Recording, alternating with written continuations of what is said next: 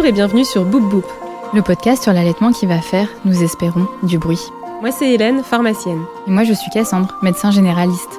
Nous sommes de plus en plus nombreuses à allaiter nos petits cœurs sur des durées plus longues qu'avant. Si toi aussi, tu t'es embarqué dans cette aventure, si tu souhaites allaiter ou aider une personne qui allaite ou voudrait allaiter, ce podcast est fait pour toi. Tu y trouveras des conseils pratiques, des partages d'expériences, des témoignages, des séances de sophrologie, de relaxation ou encore de la rééducation du périnée. Oui, à écouter lors des tétés ou pas, le tout à travers notre regard de maman et de professionnels de santé. Nous avons créé ce podcast comme le podcast que nous aurions aimé écouter pendant une tétée, pour allaiter en toute sérénité, bien informé. Bonne écoute, c'est l'heure de la tétée. En France, environ 60 000 nouveaux cas de cancer du sein sont diagnostiqués chaque année, et une femme sur 8 est atteinte d'un cancer du sein. Tout le monde connaît quelqu'un touché par ce cancer. C'est le cancer le plus fréquent chez les femmes. C'est donc un sujet de santé publique et c'est pourquoi il existe un dépistage de masse par mammographie bilatérale à partir de 50 ans. On est en octobre et c'est Octobre Rose, cette campagne annuelle et mondiale de sensibilisation au cancer du sein. Les principaux objectifs sont d'informer et d'encourager le dépistage précoce, ainsi que de récolter des fonds pour la recherche. Plein d'événements existent près de chez toi, de la course à pied, la marche, l'achat de rubans roses, de gâteaux, d'ateliers de sensibilité, etc. Octobre Rose est un moment fort pour la lutte contre le cancer du sein, mais il est important d'en parler toute l'année. Et comme chez Boop Boop, on vous parle de sein à longueur de temps, forcément, Octobre Rose, ça nous touche. Je dois vous avouer qu'en août, quand j'ai eu l'idée de Boop Boop, c'était suite à un message d'Aline, une de mes collègues médecins de notre maison de santé, sur notre conversation groupée, qui disait « J'aurais préféré vous annoncer notre grossesse, mais non, j'ai un cancer du sein. » Aline, elle a 40 ans, 4 enfants, dont son dernier à l'âge de mon fils Marin, 2 ans et demi, quoi. Son message m'a profondément touchée. Et d'ailleurs, une des premières choses que je me suis dites, c'est « Et pourtant, elle a allaité. Je comprends plus rien. » Puis je me suis dit aussi que tout peut arriver à tout le monde. De là, je me suis mise à réfléchir comment aider, à mon échelle et dans mes compétences, les autres. Et donc, la volonté d'aider les mères ou futures mères dans leur allaitement m'est venue. Merci pour ça, Aline, même si jamais j'aurais voulu lire ce message. Aujourd'hui, nous sommes donc avec toi, Aline. Déjà, un énorme merci d'être là. Je ne te remercierai jamais assez parce que là, tu dois être bien fatiguée de tes chimios et que tu dois être bien KO. Ça ne doit pas être facile pour toi.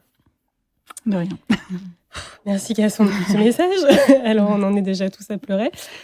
Alors Aline, merci de venir. Est-ce que tu peux te présenter, de nous dire ce que tu as envie de toi, de ta famille, de ton métier et de ton histoire d'allaitement, même si on va y revenir. Bonjour, donc moi c'est Aline.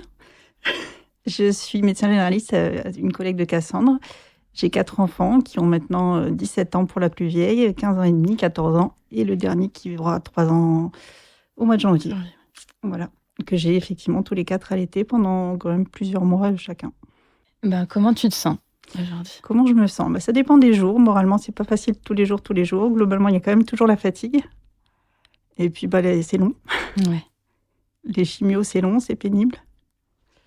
Tu trouves un peu des moments pour te reposer, oui, parce que je travaille plus, donc forcément, c'est vrai que ça met un peu tout sur pause. Donc au final, c'est un traitement après traitement. Là, c'est passé à toutes les semaines en ce moment. Il y a aussi prise de sang toutes les semaines. Il y a moins de traitements entre les deux. Il y a des journées où j'ai pas grand-chose, donc voilà. Ouais, ta vie, elle est rythmée quand même par les rendez-vous médicaux. Et puis quand on prévoit 2-3 jours, il y a un petit rendez-vous avec la généticienne qui se rajoute, parce que c'est quand même tôt pour avoir un cancer à 41 ans.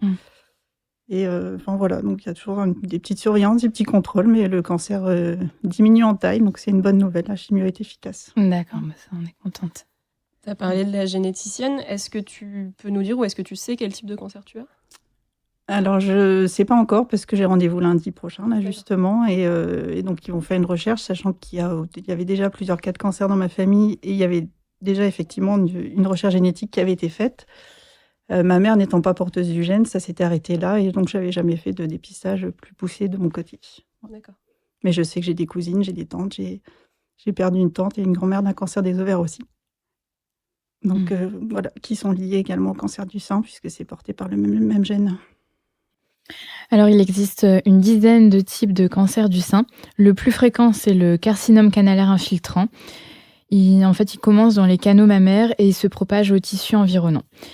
Il y a aussi les cancers triple négatifs qu'on entend souvent et les cancers génétiques, notamment le BRCA1, Angelina Jolie, sa mère avait été atteinte d'un cancer BRCA1 et du coup, elle, en préventif, elle a enlevé ses seins, ses ovaires et son utérus. En effet, Aline, le cancer du sein peut être influencé par des facteurs génétiques, notamment les mutations héréditaires. Les plus fréquentes sont BRCA1 et BRCA2, vous avez déjà dû en entendre parler. Les mutations dans ces gènes sont les plus connues et associées à un risque élevé de cancer du sein et de l'ovaire. Les femmes qui ont ces mutations peuvent avoir jusqu'à 85% de risque de développer un cancer du sein au cours de leur vie. Mais attention, on parle d'une susceptibilité d'avoir un cancer. Et il existe aussi d'autres gènes qui peuvent être impliqués, mais qui sont moins fréquents et moins connus.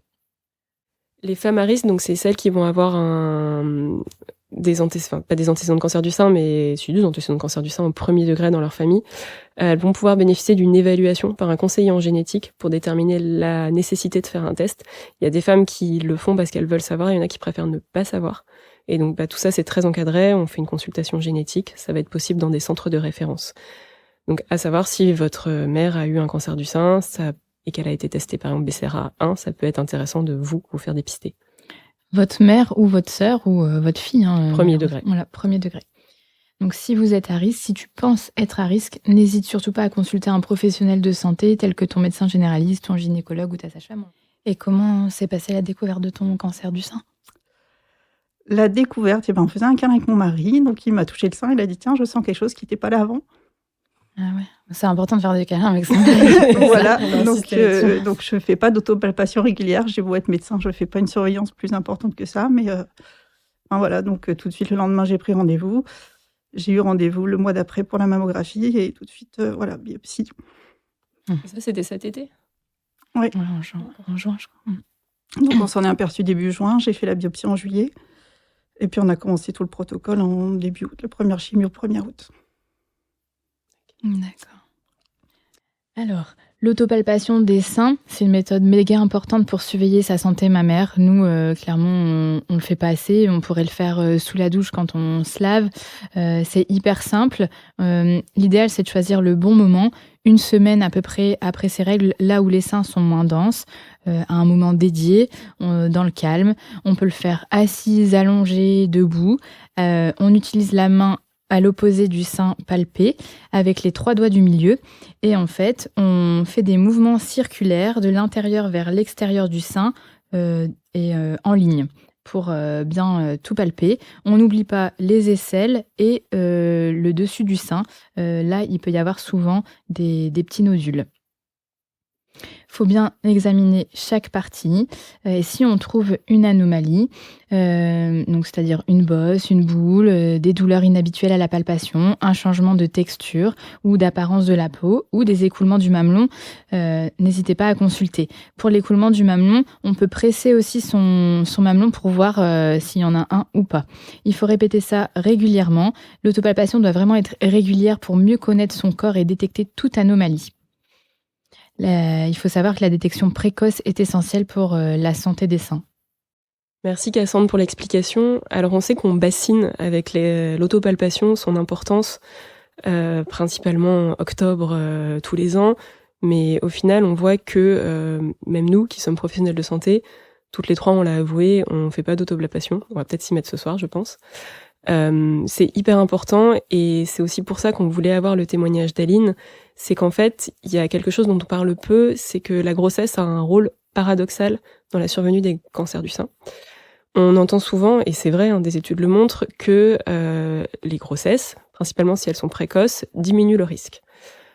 Aline, c'est ton cas, tu as eu des enfants jeunes puisque ton est né à 17 ans. Donc on pourrait penser que ça a diminué le risque, et c'est vrai. Statistiquement, mais on sait aussi que lorsqu'on est enceinte, on est soumise à beaucoup de facteurs de croissance et c'est normal puisqu'on fait grossir un bébé dans son utérus et ça augmente le risque de cancer du sein dans les 3 à 5 années qui suivent un accouchement. Et pourquoi c'était important d'en parler dans Boop Boop ? Parce que évidemment, on s'adresse à des femmes qui allaitent, donc potentiellement dans les mois, dans les années qui suivent leur accouchement. Et quand on allaite, on n'a pas du tout l'idée de se faire une autopalpation des seins. On va en parler aussi parce que le diagnostic il peut être un peu différent aussi chez la femme allaitante. Mais du coup, on va insister là-dessus. Oui, la grossesse, ça protège du cancer du sein à long terme, mais à court terme, après un accouchement, il faut faire très attention. Et c'est vraiment un moment où on n'a pas envie d'y penser. Évidemment, puisqu'on vient de donner l'avis, donc on n'a pas envie d'être face à ça, mais en fait, c'est important et ça peut sauver des vies, l'autopalpation, on l'a dit. Donc vraiment, faites-le, et faites-le si vous êtes dans les années qui suivent votre accouchement. C'est très important. Donc si vous sentez une boule ou toute autre anomalie, n'hésitez pas à vous orienter vers votre professionnel de santé qui organisera la prise en charge diagnostique dans des délais rapides, parce que le dépistage du cancer du sein est essentiel pour détecter la maladie à un stade précoce, ce qui améliore considérablement les chances de traitement et de guérison. Il y a plusieurs moyens pour détecter et dépister un cancer du sein, notamment... On a tout d'abord la mammographie, qui est la méthode de dépistage la plus connue. C'est une radiographie des seins qui va permettre de détecter des anomalies avant même qu'elles ne soient palpables, en fait. C'est pour ça que c'est recommandé tous les 2 ans à partir de 50 ans, et aussi plus tôt si on a des antécédents familiaux de cancer du sein. Il faut savoir que la mammographie, c'est pas forcément la méthode de référence chez la femme allaitante, puisqu'en fait, on va venir appuyer pas mal sur les seins, les aplatir. Or, du coup, on le sait, quand on allaite, on a du lait dans les seins, donc c'est pas forcément sympa. Donc il y a une nécessité de vider les seins avant de faire une mammo. Pas forcément, du coup, la méthode diagnostique de référence. On va plutôt avoir recours, en fait, chez la femme allaitante à l'échographie mammaire. C'est ça aussi qu'on utilise dans les cas d'abcès du sein. Quand on allaite, des fois, il peut y avoir des abcès, et c'est ça qu'on va utiliser comme méthode de diagnostic. Donc l'échographie, sinon, ça va être utilisé comme complément à la mammographie, surtout quand les femmes ont des seins très denses. Comme je l'ai dit, on appuie sur les seins, et du coup, sur des gros seins, c'est peut-être plus compliqué. Donc on va utiliser l'échographie en complément, et donc chez les femmes allaitantes. Ça va aider à examiner les masses ou les anomalies détectées, pour voir ce que c'est. Et enfin, il y a l'IRM mammaire. Ça va être recommandé pour les femmes à haut risque, comme celles qui ont des mutations génétiques spécifiques, comme Angelina Jolie. C'est un outil qui est sensible, mais qui est plus coûteux, donc c'est pour ça qu'on va le réserver aux cas particuliers. Chez la femme allaitante, encore une fois, c'est une méthode qui est possible, mais on va injecter un produit, donc il va potentiellement y avoir une nécessité d'arrêter l'allaitement pendant un laps de temps plus ou moins long. Alors, c'est souvent très court. Après, il ne faut pas hésiter à consulter son pharmacien, le CRAT, dans ces cas-là, parce que avec certains produits, il n'y a même pas de nécessité de faire des pauses d'allaitement. Donc ça, c'est vraiment à parler avec le radiologue. Et donc, on en a parlé rapidement en introduction. Donc, tu as allaité tes 4 enfants. Oui. Plusieurs mois, tu nous as dit. On sait que, on va revenir après, on sait que l'allaitement, c'est un rôle protecteur sur le cancer du sein. Est-ce qu'à l'annonce de ton cancer, tu as pensé à ça ou pas du tout ? Un petit peu, mais bon, effectivement, ça ne suffit pas à protéger. Et puis, c'est un cancer qui est effectivement tellement fréquent que voilà, on ne manque pas de personnes dans l'entourage qui en est atteint. Donc, c'est vrai que... Et tu te souviens combien de temps tu as allaité tous tes enfants ? Ouais, alors ma fille, ça a été le premier allaitement, donc toujours un petit peu plus compliqué parce que mise en place pas facile. J'ai eu le droit à pas mal de complications, j'ai eu des crevasses, j'ai eu une lymphangite où j'avais une grosse baisse de production de lait. Donc je pense qu'on a dû, j'ai dû mixer à peu près, elle avait 5 ou 6 semaines. Donc on avait mis et par contre, j'ai pu l'allaiter comme ça jusqu'à 7 mois. Donc j'avais repris le boulot et je lui donnais encore la tétée du matin, du soir. C'est super parce qu'il y a 17 ans, c'était pas forcément, je vais pas dire la mode, mais il y avait peut-être. Et t'étais à l'internat. Après j'étais, c'est ça, j'étais interne, puis j'étais médecin quand même, donc j'étais quand même consciente des bienfaits de l'allaitement. Ma mère avait allaité aussi, je me posais même pas la question. Ça se passait, même si c'était compliqué, j'avais envie de continuer, donc puis c'était des moments agréables. J'avoue que les moments d'allaitement, c'est des moments de câlin avec bébé, donc forcément, c'est des temps de partage qui sont importants. Et je sais que j'ai arrêté l'allaitement parce que je voulais retomber enceinte et que j'avais toujours pas eu mon retour de couche. Donc, je voulais optimiser mes chances d'être à nouveau enceinte. C'est ce que j'ai fait avec mon marin. Au bout d'un moment, il a fallu passer au suivant. Et voilà, donc je me sentais un peu plus prête à ce moment-là. Mon deuxième, j'avais eu un congé maternité un petit peu plus long parce que j'avais pris une disponibilité. Donc, j'ai dû l'allaiter 5-6 mois et j'ai dû arrêter avant de reprendre le travail parce que c'était compliqué de cumuler les deux. En fait, je ne me voyais pas tirer mon lait. Et puis, la course pour rentrer le soir en fin de journée parce que ils mangent un peu pas à l'heure qu'ils veulent et des fois, la journée de travail n'est pas finie. Donc, puis pareil, j'avais envie de retomber enceinte derrière. Donc, j'étais contente de retrouver mon corps en fait à la fin de l'allaitement, de me dire voilà, je peux à nouveau boire l'apéro, je peux à nouveau... profiter de mes seins, rien que pour moi et plus que pour bébé. Et puis, donc mon troisième, pareil, l'allaitement. Alors, le sevrage a été plus difficile pour le deuxième parce qu'il ne voulait pas être sevré, lui, pour le coup. C'est tellement bien. Donc, mais encore maintenant, il est très difficile à table. Donc, déjà, il ne voulait pas manger autre chose. Donc, même le lait maternel dans le biberon, ça avait été compliqué. Donc, on y est quand même arrivé, puisque une fois qu'on est décidé, ce n'est pas le bébé qui choisit. Donc voilà, et puis mon troisième, pareil, donc un congé maternité pour un troisième enfant, c'est un petit peu plus long, donc je l'avais allaité jusqu'à 4-5 mois avant de reprendre le travail aussi. Et puis là, plus récemment, mon dernier, même chose. J'ai sevré progressivement avant la reprise du boulot, et puis j'ai jamais été fan, pourtant j'ai un tire-lait à la maison électrique qui marche plus ou moins bien, mais j'ai jamais été fan des tête-à-tête avec le tire-lait, donc du coup, voilà.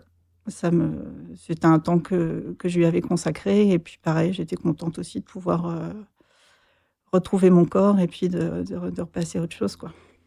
Voilà. C'est vrai que moi, ça m'a fait ça aussi. Autant j'aime pas non plus tirer, et je trouve que quand tu reprends le travail, du coup, tu penses qu'à ça. Moi, je pensais quand est-ce que je peux prendre une pause, est-ce que je vais avoir les grosses seins, les machins, une fuite de lait, et du coup, ça... Ouais, puis je vois quand j'étais interne et que j'étais de garde, et je me souviens de pomper le lait avant la garde pour pouvoir le stocker au frais, pour pouvoir le garder pour le lendemain, et etc. Je sais pas quand tu vas avoir une pause, avoir une montée de lait dans la nuit, parce que, donc c'était pas des super souvenirs, et puis bon, voilà, j'ai pas de scrupules à utiliser du lait artificiel aussi, donc au final...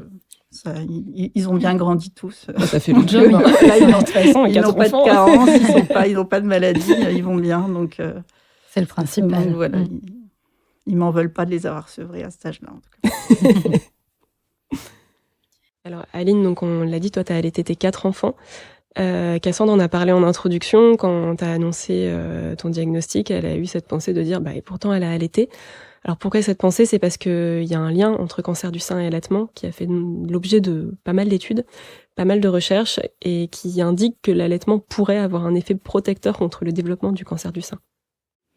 Oui, l'allaitement semble réduire le risque de cancer du sein, surtout lorsqu'il est pratiqué sur une longue période. Surtout parce que l'allaitement, ça prolonge l'intervalle entre les cycles menstruels, ça réduit donc l'exposition aux oestrogènes, c'est une hormone qui est liée au développement de certains types de cancers du sein. Aussi, pendant la période de lactation, les cellules des glandes mammaires subissent des changements et se renouvellent. Ça permet donc de renouveler les cellules mammaires et de diminuer et d'éliminer les cellules endommagées susceptibles de devenir cancéreuses. Et aussi, l'allaitement provoque la différenciation des cellules dans le sein, les rendant moins vulnérables aux mutations cancéreuses. Quand on parle en fait de diminution du risque de cancer du sein, que c'est protégé par l'allaitement, en fait, on se permet d'affirmer ça parce qu'il y a une méta-analyse qui l'affirme. Alors, une méta-analyse, on va prendre toutes les études sur un sujet, on va les mettre ensemble et on va confronter les résultats. C'est pour ça qu'on peut l'affirmer, parce qu'on a une très grosse cohorte, beaucoup de patientes dans cette méta-analyse. Et en fait, cette méta-analyse, elle montre qu'il y a une diminution du risque de cancer du sein de 4,3% par année d'allaitement. Je m'attarde un peu dessus parce que 4,3%, c'est pas beaucoup du tout, et on parle d'années d'allaitement. Donc on parle d'allaitement long, et on parle d'une faible diminution. Pourquoi j'insiste ? C'est parce que, comme l'a dit Cassandre en introduction, quand une femme jeune de surcroît qui a des enfants annonce un cancer, on va avoir tendance à dire « Ah oui, mais elle a allaité, elle aurait dû être protégée ». Non, en fait, parce que c'est très faible diminution du risque. Et j'insiste parce que récemment, on a eu des influenceuses, des personnalités connues qui ont annoncé des cancers. Je pense à toujours des grosses références de télé-réalité, mais à Caroline Receveur. Au moment où elle a annoncé son cancer du sein, il y avait eu des commentaires horribles sur Instagram de « Oui, mais si t'avais allaité, t'en serais pas là. » Mais en fait, allez vous faire cuire le cul avec toute délicatesse avant d'écrire des choses comme ça. C'est le même principe, en fait, de dire que tous les fumeurs auront un cancer du poumon. Eh bien non, tous les fumeurs n'auront pas un cancer du poumon. On parle de diminution de risque, on parle de pourcentage, et en plus on parle de faible pourcentage. Donc, encore une fois, je le redis, on allaite parce que ça nous convient. On n'allaite pas pour se protéger d'un potentiel cancer du sein. Et en parallèle de ça, il y a une seconde étude qui avait été faite par des infirmières américaines qui, pour le coup, ne montrait pas de bénéfice de l'allaitement dans la prévalence du cancer du sein. Mais en revanche, elle montrait un bénéfice uniquement pour certains types de cancers. Oui, l'effet protecteur de l'allaitement semble plus marqué pour les cancers du sein de type hormonaux, comme les cancers récepteurs aux oestrogènes et à la progestérone. Cependant, même pour d'autres cancers du sein, des avantages peuvent exister, comme le cancer génétique type BRCA1. Alors, c'est pour ça que là, on va peut-être être plus attentif sur une maman qui aurait eu un diagnostic génétique, qui a un risque que dans la période qui suit la grossesse, comme on a parlé du rôle paradoxal de la grossesse, si elle souhaite allaiter, ne pas hésiter à lui faire le meilleur accompagnement possible, parce que si ça peut avoir un effet bénéfique, oui, évidemment, il faut l'accompagner. Mais encore une fois, on force personne, parce que c'est pas ça qui empêchera à 100%. On a parlé rapidement, pas du tout rapidement, on a parlé d'autopalpation. On l'a dit, pendant l'allaitement, ça peut être plus compliqué, l'autopalpation, puisqu'on va avoir des boules dans les seins quand on allaite, c'est fréquent, parce qu'il y a des engorgements, il y a des modifications de la taille de la poitrine. Donc, le diagnostic peut être plus compliqué. Alors même si c'est plus rare, puisqu'on a parlé des facteurs protecteurs, l'absence de règles, ce genre de choses, ça peut quand même arriver. Aujourd'hui, on fait des enfants de plus en plus tard. On sait aussi que l'âge, c'est un facteur de risque de cancer du sein. Donc, on sait qu'on va avoir de plus en plus de diagnostics de cancer du sein chez des femmes qui viennent d'avoir un enfant ou chez des femmes allaitantes. Et c'est pour ça qu'il faut sensibiliser à ces signes aussi de dépistage, également les professionnels de santé et également les mamans qui viennent d'avoir un bébé et qui allaitent. Donc, on va penser en fait à un diagnostic devant un nodule, donc une boule dans le sein qui va persister pendant plus de 2 semaines, parce qu'en effet, si vous avez un engorgement, la boule, elle est censée partir quand le bébé tète. On va y penser aussi si on a une mastite. Donc la mastite, c'est la complication de l'engorgement où le sein devient rouge et dur. On va y penser en fait si cette mastite, elle ne répond pas au traitement classique qui est l'antibiothérapie. Donc si la mastite est résistante. Si le sein commence à avoir un aspect en peau d'orange également, pas hésiter à consulter. On peut aussi avoir une rétractation acquise du mamelon, c'est-à-dire qu'un mamelon qui n'était pas invaginé, qui ne rentrait pas à l'intérieur avant, tout d'un coup se met à rentrer. Donc là, on consulte. Et on peut aussi avoir des eczémas, des plaques rouges sur le sein qui ne vont pas du tout guérir.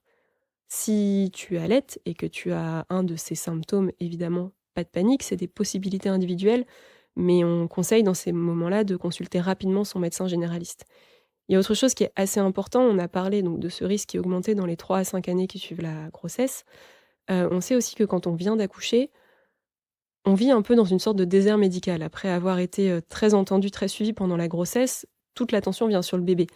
On en reparlera avec une kinésithérapeute, mais il y a plein de mamans qui n'ont pas le temps de faire leur rééducation du périnée. Il y a plein de mamans qui ne vont pas regarder leur sein, il y a plein de mamans qui ne vont pas penser à les consulter. Donc prenez ce temps-là et n'hésitez pas à consulter. Pour vous, c'est très important. Maintenant, on va parler un petit peu de l'allaitement après un cancer du sein, car certaines femmes peuvent allaiter après un traitement contre le cancer, mais cela dépend vraiment du type de traitement et de l'atteinte du tissu mammaire. Par exemple, après une chirurgie conservatrice du sein, il est parfois possible d'allaiter avec le sein non opéré. Cependant, après une mastectomie ou certains traitements, la lactation peut être vraiment affectée. C'est vraiment au cas par cas. En tout cas, si la maman veut allaiter, on va l'accompagner dans son choix.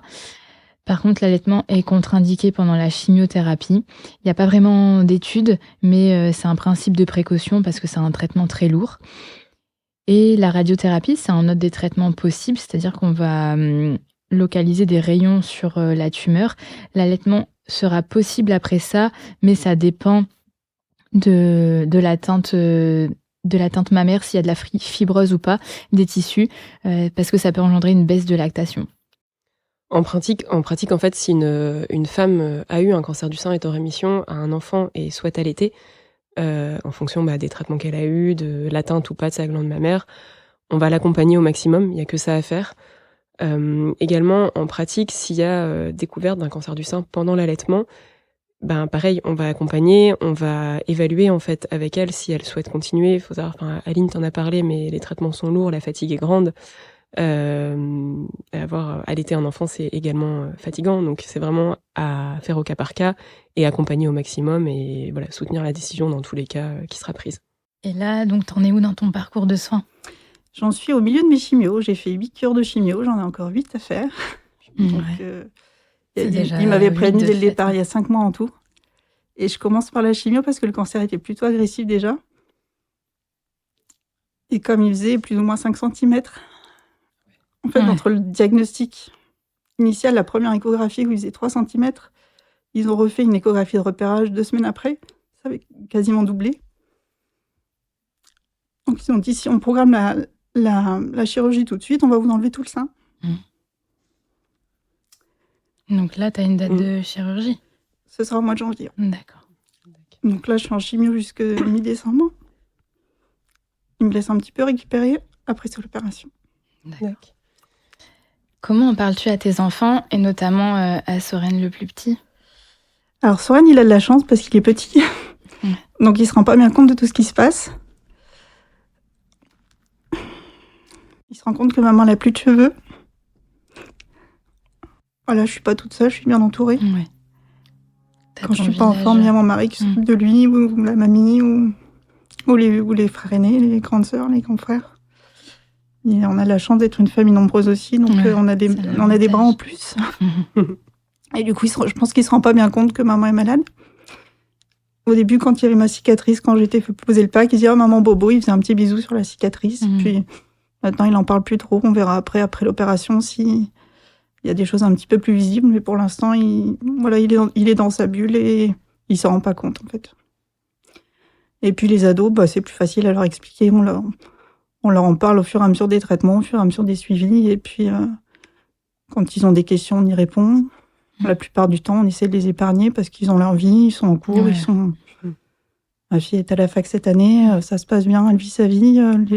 Mon deuxième est en internat, le troisième, il est là, mais voilà, ils sont là pour rendre service quand ils sont là, mais on essaie de faire en sorte que tout tourne pas autour de la maladie. Ils savent que les jours de chimio, c'est un petit peu plus difficile. Et puis après, c'est tout, la vie continue. On essaye de faire en sorte que ce soit pas toujours très, très prenant pour eux. Ton aînée, c'est une fille, c'est ça ? Ouais. Et elle, est-ce qu'elle t'a posé des questions ? Enfin, du coup, comme c'est une fille, il y a des chances que ça touche le cancer du sein. Enfin, ça lui parle peut-être plus. Est-ce qu'elle t'a posé des questions par rapport à ça ou... On lui a dit que j'allais faire une enquête génétique pour savoir justement s'il y avait un risque pour elle et que ça allait, si ça allait avoir des répercussions. Mais sinon, non, après, elle est vachement aidante. C'est une deuxième maman pour son petit frère. Enfin, dès qu'elle est là, en tout cas quand elle est à la maison, elle rend des services. Enfin, elle le faisait déjà avant, mais là, spontanément, quand elle voit que c'est pas des bonnes journées, elle est encore plus présente, on va dire. Et tu te sens soutenue par autre que par ton entourage proche Ouais, bien sûr. J'ai tous mes copains qui m'envoient des messages ou qui m'appellent de temps en temps. Il y en a plein qui osent pas non plus déranger, qui disent écoute, je sais pas si je peux t'appeler, si c'est un bon moment, si c'est pas un bon moment, ou qui disent n'hésite pas, si t'as besoin de quelque chose, on est là, etc. Donc c'est vrai que c'est agréable. On a décidé de faire une grande fête à la fin du cancer pour tourner la page, mais. Et par les professionnels de santé, tu te sens soutenue ou... Ils sont tous très bienveillants, donc c'est vrai que c'est très agréable, quoi. Donc j'ai pas de soucis particuliers. Ouais, Est-ce que tu saurais nous dire, ou toi, ce que tu aimerais entendre, ou comment on peut aider une maman qui a un cancer du sein, qu'on soit professionnel de santé ou entourage ou n'importe. Il y a des choses que toi, tu as eu envie d'entendre que tu n'as pas entendues. Ou qu'on fasse. Ouais. Je pense pas. Après, je pense que les gens, spontanément, ils disent les bonnes choses. C'est toujours difficile. Des fois, je croise des patients quand je sors un petit peu ou qui m'apportent aussi leur soutien parce qu'il y a beaucoup de patients qui m'envoient plein de messages, qui me font des petits cadeaux. Donc, c'est vrai que ça me touche beaucoup. Oui, moi, à chaque fois, ils me demandent de tes nouvelles. Mais c'est vrai que, il n'y a pas vraiment les mots. Faut effectivement essayer d'être là quand on a envie. Moi, après, je sollicite pas forcément. J'ai la chance ou la malchance d'avoir mon mari qui a déjà eu un cancer aussi. Donc c'est vrai qu'il est passé par là et il sait ce que c'est. Ce que c'est un diagnostic qui est pas facile à encaisser au départ. Surtout quand on est jeune. Donc il est super aidant et compréhensif. Donc c'est vrai que c'est essentiel, quoi. Un gros bisou à Alex, elle arrive à nous écouter, je pense. Est-ce que tu as envie d'ajouter autre chose ? Non, j'ai mon bon courage. Je suis encore loin du bout du chemin, en fait. Donc, c'est vrai que c'est un peu difficile d'avoir du recul d'en parler, de parler de tout ça au fur et à mesure. Les mois passent, les problèmes ne sont pas les mêmes. Mais ça va aller. Oui, il n'y a pas de raison. On a hâte d'être à la fête de fin de cancer. Parce que du coup, je me suis un peu incrustée. Merci. De rien. Encore un grand merci à toi, Aline, de ta présence et de ton témoignage fort. On espère que cela pourra aider d'autres femmes. Plein de courage pour les jours à venir. On est toutes avec toi et avec ta famille. L'allaitement, c'est bénéfique non seulement pour l'enfant, mais aussi pour la mère, car on l'a dit, ça peut réduire le risque de développer un cancer du sein, surtout quand on fait un allaitement long. Cependant, ça ne garantit pas l'absence de cancer, on l'a dit également. Il est essentiel de continuer à surveiller régulièrement la santé des seins, que l'on allaite ou pas. Alors, on s'autopalpe, on s'observe et on en parle à un professionnel de santé si quelque chose vous inquiète. Ou comme Aline, on fait des câlins. Aussi, des modifications des seins dues à l'allaitement, engorgement, boules dans le sein, douleurs inhabituelles peuvent parfois entraîner un retard diagnostique, donc soyez encore plus vigilante en allaitant. On a une pensée à toutes celles atteintes d'un cancer du sein, on pense à elles et pas seulement en octobre. N'hésite pas à noter ou commenter notre podcast et à le partager pour que Boub Boub soit écouté par des mamans qui allaitent ou futures mamans qui souhaitent allaiter pour pouvoir allaiter en toute sérénité, bien informées. C'était l'heure de la tétée.